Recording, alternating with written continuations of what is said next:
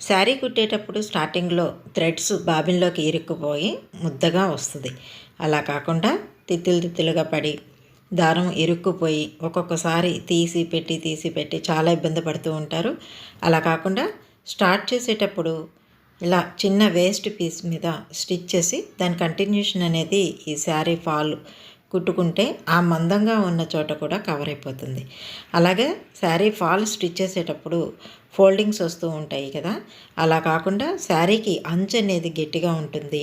పైవైపునేమో cloth లూజుగా ఉండటం వల్ల కింద లూజు తక్కువ పైన లూజు ఎక్కువ ఉంటుంది. కాబట్టి దానికి తగ్గట్టు ఫాలుని ఆ అంచుల మీద మనం చిన్న ఫోల్డింగ్స్ పెట్టి కిందంతా కుట్టేసుకోవాలి.